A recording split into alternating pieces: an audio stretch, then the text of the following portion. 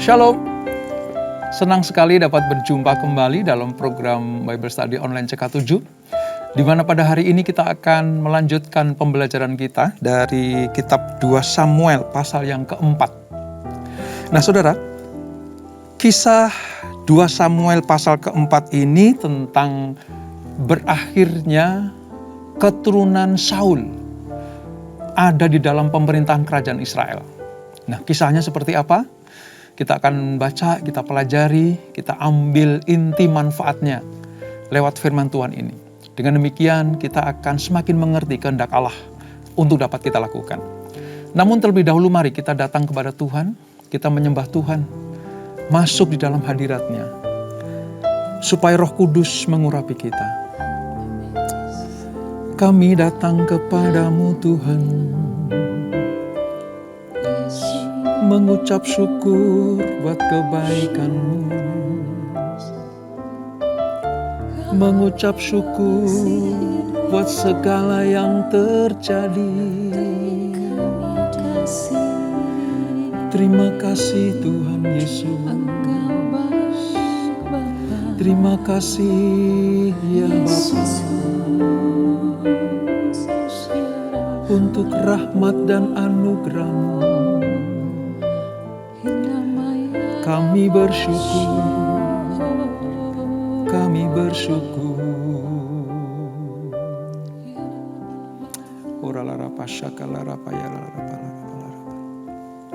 Bila Kau izinkan sesuatu terjadi, ku percaya semua untuk kebaikan-Mu.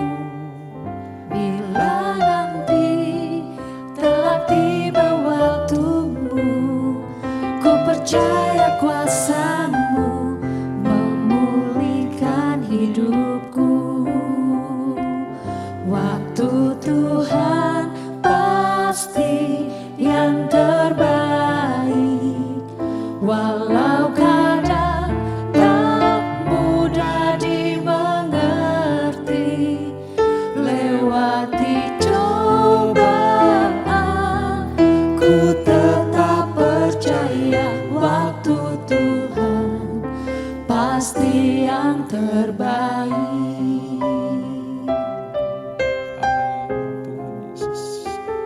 Bila Kau izinkan sesuatu terjadi, ku percaya semua untuk kebaikanku. Bila nanti telah tiba waktu-Mu, ku percaya kuasa-Mu memulihkan hidupku. Waktu Tuhan pasti yang terbaik, walau kadang tak mudah dimengerti. Lewati cobaan,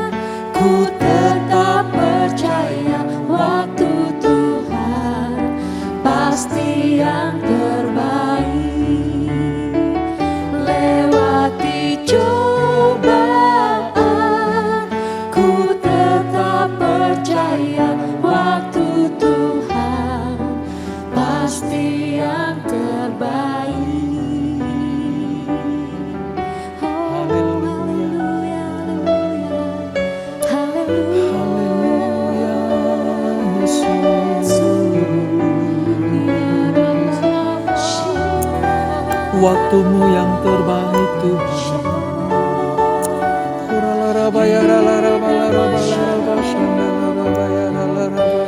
Percaya waktumu indah bagi Kau kami sungguh baik, Rancangan teramat baik Tuhan. Namamu indah, namamu ajaib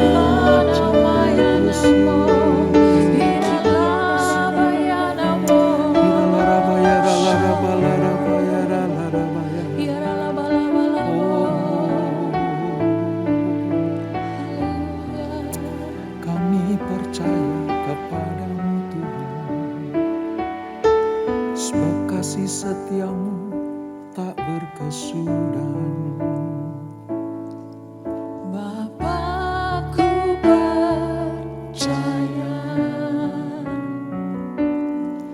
rancanganmu indah. Amin Tuhan.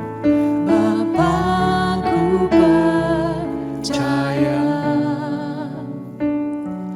Kau turut bekerja dalam segala hal, mendatangkan kebaikan bagiku.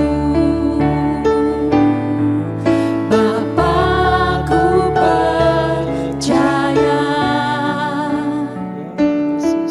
rancanganmu indah.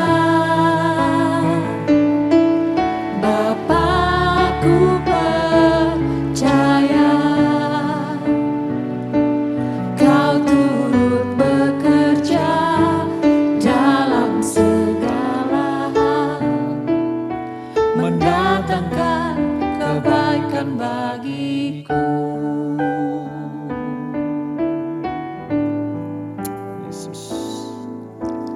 Takkan ragu ku berjalan di dalam lembah yang kelam.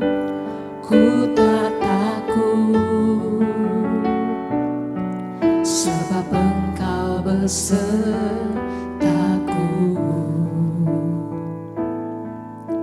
Segala yang Kau izinkan terjadi dalam hidupku, ku percaya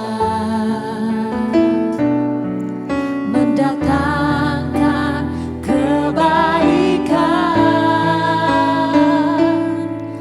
Bapakku percaya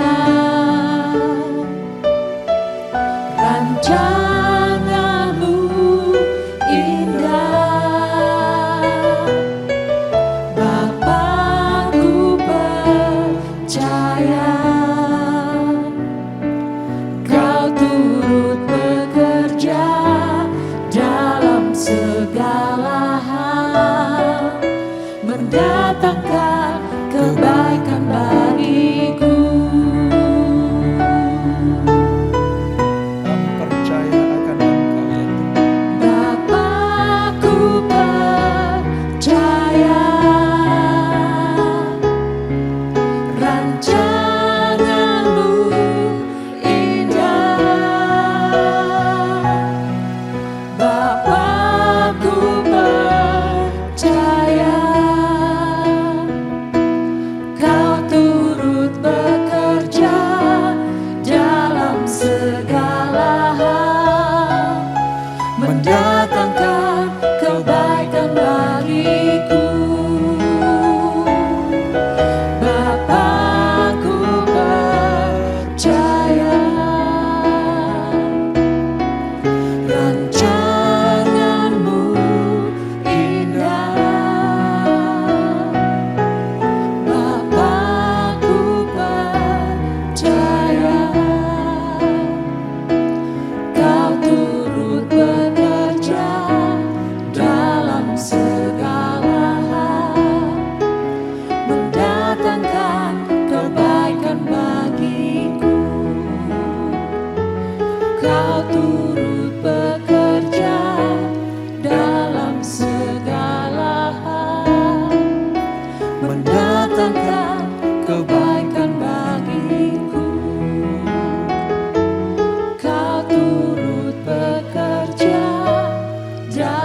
segala hal, mendatangkan kebaikan bagiku. Amin, amin Tuhan. Bahwa setiap rancangan adalah kebaikan Tuhan untuk kami. Bahwa setiap rencana di dalam rencana Tuhan itu adalah yang terbaik bagi anak-anaknya. Itulah sebabnya kami selalu percaya kepada Engkau. Kami selalu menaruh harap kepada Engkau. Sebab Engkau Allah perjanjian bagi kami. Apa yang Kau janjikan untuk diberikan kepada anak-anak-Mu, Kau nyatakan, Kau genapi selama kami percaya dan beriman kepada Engkau. Terima kasih Bapa. Terima kasih Roh Kudus. Kami akan melanjutkan pembelajaran kami, urapi kami, supaya kami mengerti, lebih mengenal lagi siapa Tuhan yang kami sembah itu. Terpuji namamu kekal selama-lamanya. Di dalam nama Yesus. Mari yang siap belajar firman Tuhan, sama-sama kita katakan amin. Nah saudara, mari kita persiapkan bacaan kita dari 2 Samuel pasal yang keempat. Di dalam perjanjian lama halaman sekitar 333. Kita akan membaca dari ayat 1 sampai dengan ayat yang keempat terlebih dahulu. Nanti akan kita lanjutkan pembacaan berikutnya. Nah saudara, apa yang akan kita pelajari ini merupakan sebenarnya akhir dari pemerintahan Raja Israel yang pertama, yaitu Saul dan keturunannya. Karena nanti akan beralih kepada Daud. Nah, sisa-sisa dari keturunan Saul ini diceritakan supaya apa? Supaya kita mengerti, Israel mengerti, orang-orang Israel paham bahwa Allah memang mencari orang-orang yang berkenan kepadanya untuk menjadi raja bagi orang Israel. Termasuk menjadi gembala atas domba-domba Israel. Nah, kisahnya seperti apa? Pada pasal yang keempat dari 2 Samuel ini, perikopnya Isi-Boset dibunuh. Seperti kita ketahui ya, Isi-Boset adalah keturunan Saul. Ini dibunuh oleh keluarganya sendiri. Nah mari kita baca ayat 1 sampai ayat yang keempat lebih dahulu saudara. Ketika didengar anak Saul bahwa Abner sudah mati di Hebron. Abner itu orang Benyamin, suku Benyamin. Dia setia sekali dengan Saul, saudara. Ya, dia memihak kepada Saul. Dan ketika keluarga Saul mendengar bahwa Abner sudah dibunuh, apa yang terjadi? Maka hilanglah keberaniannya dan terkejutlah seluruh orang Israel. Anak Saul mempunyai 2 orang sebagai kepala gerombolan, yang satu bernama Baana dan yang kedua bernama Rehab. Keduanya anak Rimon, orang Benyamin dari Beerot. Orang Beerot sudah melarikan diri ke Gitaim dan menjadi pendatang di sana sampai sekarang. Yonatan, anak Saul, mempunyai seorang anak laki-laki yang cacat kakinya. Ia berumur 5 tahun ketika datang kabar tentang Saul dan Yonatan dari Yisrael. Inang pengasuhnya mengangkat dia pada waktu itu, lalu lari. Tetapi karena terburu-buru larinya, anak itu jatuh dan menjadi timpang. Ia bernama Mefiboset. Ini semuanya diceritakan, nama-nama tadi itu adalah keturunan Raja Saul. Nah apa yang terjadi saudara? Pada peristiwa di pasal yang keempat ini, Allah sedang memberikan sebuah gambaran bahwa kerajaan utara Israel yang dipimpin oleh Isi-Boset, ya, Isi-Boset, nanti akan mengalami keadaan yang tragis karena rajanya dibunuh oleh keluarganya sendiri. Nah, saudara, Isi-Boset ini sebenarnya berusaha untuk memerintah suku-suku di utara. Tujuannya apa? Menentang pemerintahan Daud. Menentang pemerintahan Daud. Tetapi ada 1 atau 2 suku Yehuda, yaitu Yehuda Benyamin, itu setia kepada Daud. Setia kepada Daud. Jadi ketika Isi-Boset berusaha untuk menghalang-halangi Daud jadi raja atas Israel, maka terjadilah peristiwa tragis yang menimpa dirinya. Orang-orang Saul, termasuk keluarga dan orang dekatnya, sudah mulai habis, saudara. Sudah mulai habis. Sudah mulai tidak ada lagi di dalam sejarah Israel.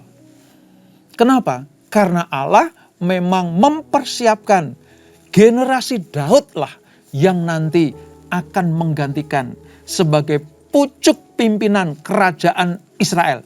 Baik nanti pecah ya, ke zamannya Salomo, setelah Salomo selesai dan mati, pecah 10 suku di utara, ibu kotanya Samaria, dan 2 suku di selatan, ibu kotanya di Yerusalem. Nah, mari kita lanjutkan, saudara.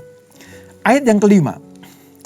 Anak-anak Rimon, orang Beerot itu, yakni Rehab dan Baana, masih keturunan Saul, pergi. Lalu sampai pada waktu hari panas terik ke rumah Isi-Boset. Yang menjadi raja Isi-Boset. Ya, wilayah utara, berusaha untuk jadi pemimpin bagi orang-orang Israel. Ketika ia sedang berbaring siang hari. Jadi Isi-Boset lagi tidur-tiduran siang begitu.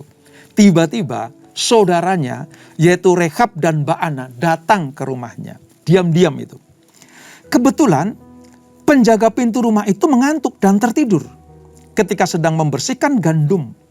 Demikianlah Rehab dan Baana menyusup ke dalam. Mereka masuk ke dalam rumah itu. Ketika Isi-Boset sedang berbaring di atas tempat tidurnya, di dalam kamar tidurnya. Membunuh dia, 2 orang tadi ya, Rehab dan Baana tadi. Membunuh dia. Ya. Dikatakan, lalu memenggal kepalanya. Isi-Boset dibunuh dengan cara dipenggal kepalanya. Mereka membawa kepalanya itu lalu berjalan semalam-malaman melalui jalan dari Araba Yordan. Saudara lihat, tragisnya keluarga Saul sampai-sampai sanak famili tega-teganya memenggal kepala Isi-Boset yang notabene adalah keluarga dekatnya, saudara. Kepalanya dibawa. Semalam-malaman kepala Isi-Boset ini dibawa. Untuk apa, saudara? Ayat 8. Kepala Isi-Boset itu dibawa mereka kepada Daud di Hebron. Dan mereka berkata kepada raja. Jadi kepala Isi-Boset diserahkan kepada Daud. Yang pada waktu itu, kalau kita ingat ya pasal yang kedua dari 2 Samuel. Daud diurapi oleh sukunya, yaitu Yehuda di Hebron. Untuk menjadi raja di wilayah Yehuda. Nah, 2 orang Rehab dan Baana ini membawa kepala Isi-Boset diserahkan kepada Daud. Tujuannya apa, saudara? Mari kita lihat. Inilah kepala Isi-Boset anak Saul, musuhmu itu, yang ingin mencabut nyawamu. Tuhan pada hari ini telah membiarkan tuanku raja mengadakan pembalasan atas Saul dan atas keturunannya. Ini 2 orang, Rehab dan Baana, lagi cari muka kepada Daud, saudara. Nih raja, engkau raja yang berkenan kepada Tuhan. Sampai-sampai engkau diurapi di Hebron oleh sukumu, yaitu suku Yehuda. Sekarang, aku bawa kepala Isi-Boset. Ini terakhir dari Raja Saul, musuh besarmu. Biarlah ini menjadi pertanda bahwa sesungguhnya engkau mendapatkan kepercayaan dari orang Israel. Dan aku, Rehab dan Benaya, mempersembahkan kepala Isi-Boset ini. Biarlah kau perhitungkan ini sebagai sebuah tanda setiaku kepada engkau. Tujuannya jelas, supaya apa? Supaya Daud senang kepada Rehab dan Baana.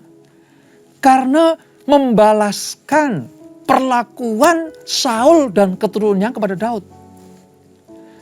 Rehab dan Baana berharap Daud memberikan sebuah pemberian-pemberian jabatan, atau mungkin memberikan sebuah penghargaan-penghargaan, lencana mungkin, saudara, atau ya hadiah-hadiah yang luar biasa. Wah, kamu ternyata orang yang setia kepadaku, hai Rehab dan Baana.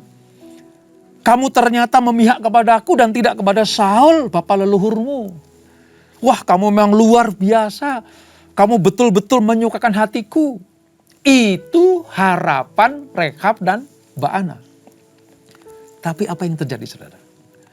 Apa reaksi Daud ketika melihat kepala Isi-Boset yang dipenggal saudaranya itu ada di hadapan Daud?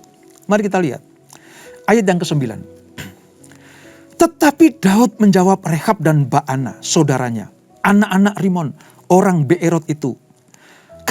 Katanya kepada mereka, demi Tuhan yang hidup, yang telah membebaskan nyawa orang yang membawa kabar kepada, demi Tuhan yang hidup, yang telah membebaskan nyawaku dari segala kesesakan. Ketika ada orang yang membawa kabar kepadaku demikian, Saul sudah mati dan memandang dirinya sebagai orang yang menyampaikan kabar baik, maka aku menangkap dan membunuh dia di Ziklag.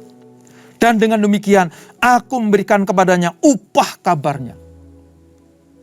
Hai Rekab dan Baana, demi Tuhan yang hidup, waktu itu aku dapat kabar bahwa Saul dan anak-anaknya mati di Bukit Gilboa.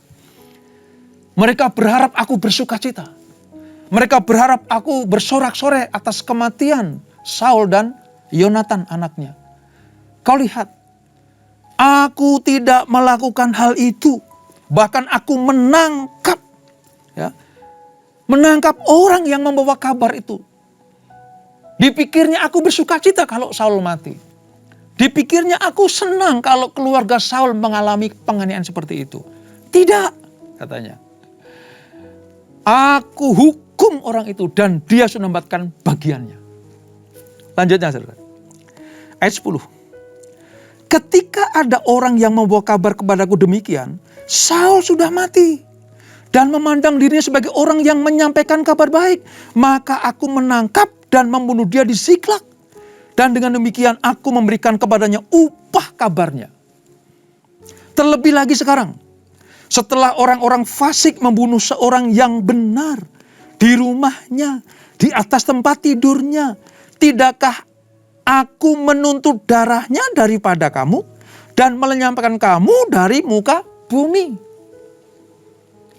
Ini pernyataan seorang raja yang hatinya betul-betul berkenan kepada Allah, saudara. Daud tidak mengambil kesempatan di dalam kesempitan ini. Orang-orang berpikir Daud bersuka cita karena keluarga Saul sudah ludes. Rekab dan Baana berpikir bahwa Daud akan mulus, akan dengan mudah menjadi raja atas seluruh Israel.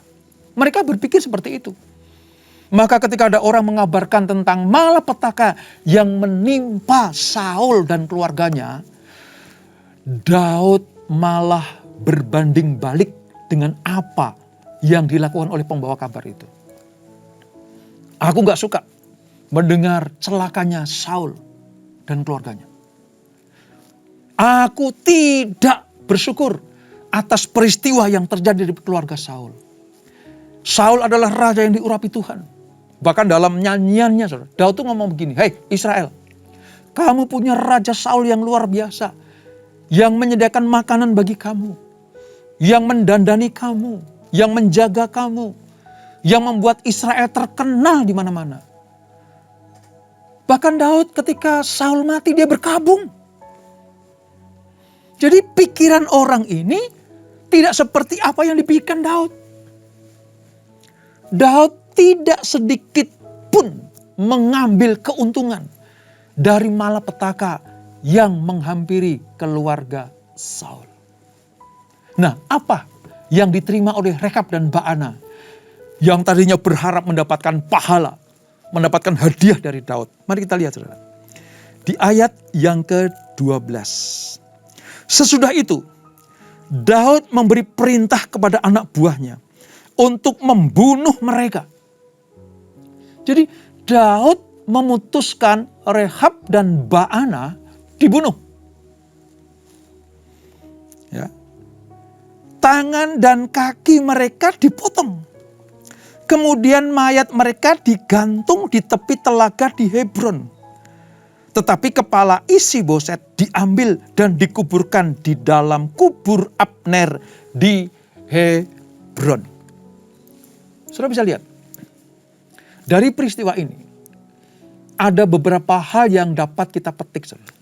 Yang pertama begini, tak henti-hentinya penderitaan menimpa atau menerpa keluarga Saul. Mulai dari kematian Saul dan Yonatan di Bukit Gilboa. Lalu Abner, panglima tentara Israel yang mengabdi luar biasa kepada Saul, gugur. Mati, saudara. Lalu Isi-Boset, keturunan Saul, dibunuh dengan cara yang kejam oleh keluarganya sendiri.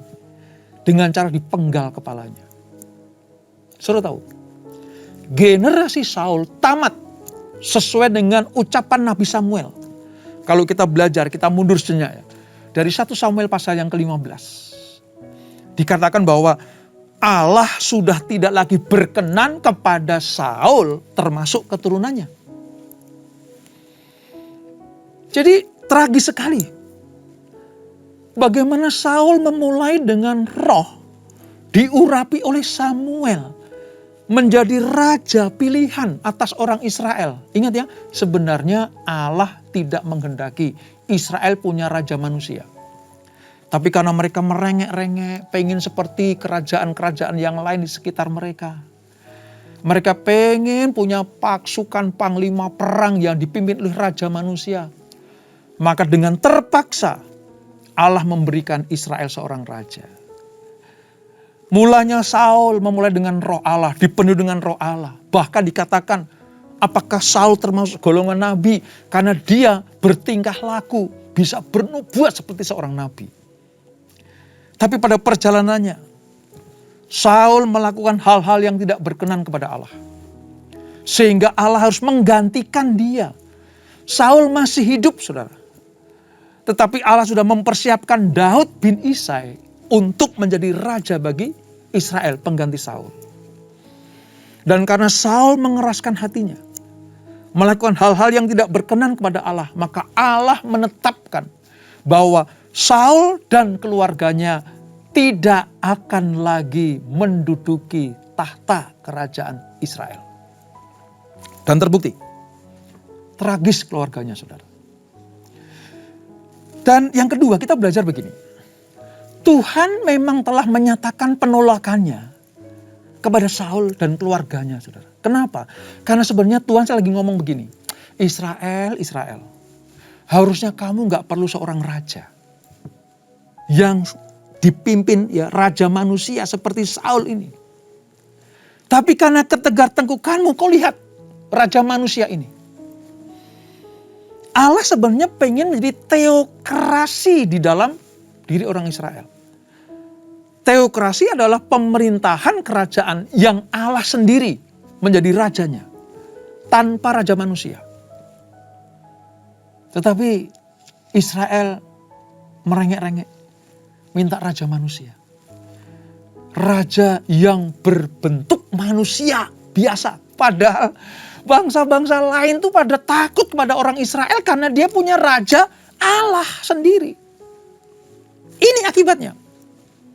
Akibatnya seperti ini. Keluarga Saul menjadi sebuah cermin.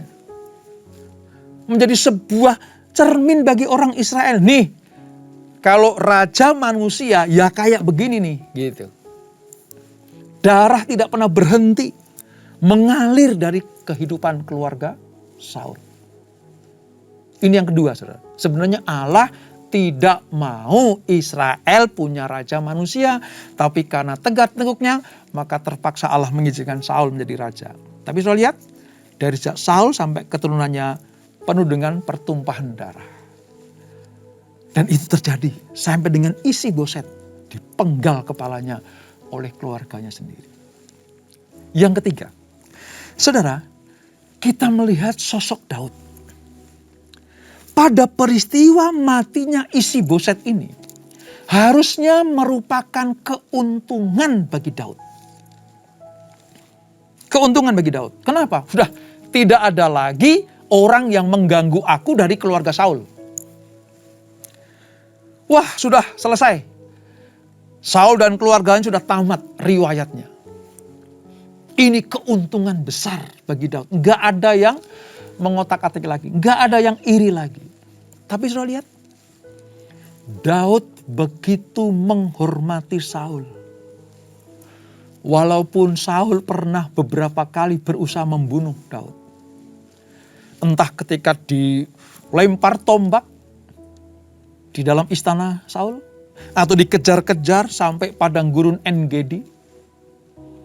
2 kali Daud punya kesempatan membunuh Saul, tapi tidak dilakukan.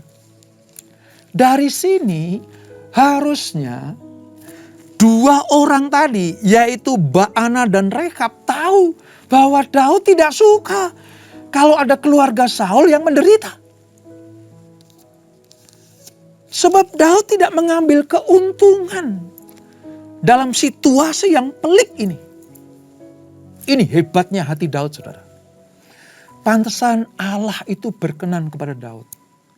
Karena dia tidak mengambil keuntungan dari penderitaan yang dialami oleh orang lain.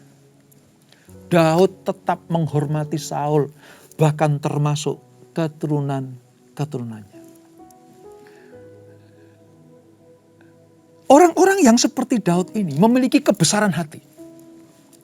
Memiliki hati yang lapang dan luas. Tidak melihat satu peristiwa sebagai sebuah keputusan ilahi. Oh, hanya ini keputusannya. Oh, seperti ini pendapat Allah. Oh, seperti ini keputusan Allah. No, saudara. Daud melihat gambaran besar. Daud melihat bagaimana menghormati pendahulunya. Daud memberikan teladan buat kita semuanya. Bagaimana menghormati orang yang diurapi Tuhan. Walaupun Saul tingkah lakunya sudah memulai dengan baik, namun mengakhiri dengan kedagingan. Tapi Daud tetap menghormati. Bagaimanapun Saul adalah pahlawan bagi Israel. Itu pikiran Daud. Itulah sebabnya pada peristiwa ini Daud mengingatkan kita. Jangan pernah mengambil keuntungan di tengah situasi yang membuat orang lain menderita. Ya, mungkin itu hak kita. Ya, mungkin itu bagian kita. Tapi kalau itu dihasilkan atas penderitaan orang lain, jangan ambil, saudara. Supaya apa? Supaya kita semakin berkenan kepada Tuhan. Daud memiliki kemurnian hati yang luar biasa. Daud memiliki ketulusan hati yang dahsyat. Sampai-sampai Allah sendiri mengakui dia menemukan Daud bin Isai, seorang yang berkenan kepadaku, yang melakukan kehendakku pada zamannya. Jadi melakukan kehendak Tuhan pada peristiwa ini adalah tidak mengambil keuntungan di tengah penderitaan orang lain, bahkan termasuk musuhnya. Ini pelajaran yang luar biasa. Oleh sebab itu, jadilah orang yang tulus hati, murni hati. Jangan mengambil keuntungan di tengah penderitaan orang lain. Apalagi orang-orang yang pernah berjasa kepada kita. Seperti Daud memperlakukan Saul dan keluarganya tetap dihormati. Tetap mendapat tempat di hati Daud. Banyak orang sekeliling Daud yang mengambil keuntungan. Mengambil muka. Atau bahkan dalam tanda petik menjilat Daud. Supaya Daud berkenan. Dengan cara apa? Kebinasaan, penderitaan keluarga Saul. Tapi Daud tidak mengambil itu. Oleh sebab itu belajarlah untuk selalu memiliki kemurnian hati dan ketulusan hati. Supaya kita semakin berkenan kepada Tuhan. Dan itulah 2 Samuel pasal yang ke-4. Kita tundukkan kepala. Bapa di surga, hari ini kami belajar bagaimana keturunan Saul sudah selesai bagi dinasti kerajaan Israel. Mereka berupaya untuk menguasai Israel. Tapi karena moralitas mereka seperti ini, seperti Isi-Boset yang memberontak kepada Daud, berusaha untuk mengumpulkan suku-suku lain menentang Daud. Seperti dua keluarga Saul, yaitu Baana dan Rehab, yang berusaha mencari muka kepada Daud dengan memenggal kepala Isi-Boset. Kami melihat bagaimana tragisnya keluarga Saul. Karena memang sudah dinubuatkan oleh Nabi Samuel bahwa keluarga Saul akan selesai. Tidak akan memerintah lama di Israel. Lalu kami belajar bagaimana seorang Daud yang memiliki kebesaran hati, kemurnian hati, ketulusan hati. Dia tetap menghormati Saul sebagai raja pertama Israel. Bahkan memperhatikan keluarga-keluarga Saul. Entah itu Yonatan dan keluarganya diperhatikan oleh Daud. Demi mendengar tentang celakanya keluarga Saul, bersedihlah Daud. Daud tidak mengambil keuntungan di tengah penderitaan orang lain. Sekalipun yang menderita itu adalah musuhnya. Orang-orang yang berusaha membunuh dia. Tapi Daud membalas kejahatan dengan kebaikan. Itulah sebabnya mengapa Daud hatinya berkenan kepada Tuhan. Bapa di surga, biarlah ini menjadi cermin bagi kami, teladan bagi kami, supaya kami tetap hidup berkenan kepada Tuhan. Terima kasih Bapa untuk teladan-teladan yang luar biasa dari seorang Daud yang dipuji Tuhan, disanjung Tuhan sebagai orang yang memiliki hati yang berkenan dan melakukan kehendak Tuhan pada zamannya. Pada zaman Daud dia melakukan hal yang seperti ini. Biarlah pada zaman kami ini, pada era kami ini ya Tuhan, kami melakukan seturut dengan kehendak-Mu apa yang terjadi dalam kehidupan kami. Terima kasih Bapa, terima kasih Tuhan Yesus untuk pelajaran yang luar biasa. Berkati kami semuanya, berkati anak-anak-Mu, supaya kami betul-betul semakin hari semakin berkenan kepada Tuhan. Memiliki karakter Kristus. Seperti Daud tidak membalas kejahatan dengan kejahatan. Demikianlah Tuhan Yesus memberikan teladan buat kami. Tidak membalas kejahatan dengan kejahatan. Tidak bersuka cita atas penderitaan orang lain. Berkati keluarga demi keluarga. Berkati kami semuanya. Kesehatan kami, bisnis kami, pekerjaan kami, pelayanan kami diberkati Tuhan. Dan sebelum kami tinggalkan acara ini, kami siapkan hati kami terima berkat yang daripada-Mu.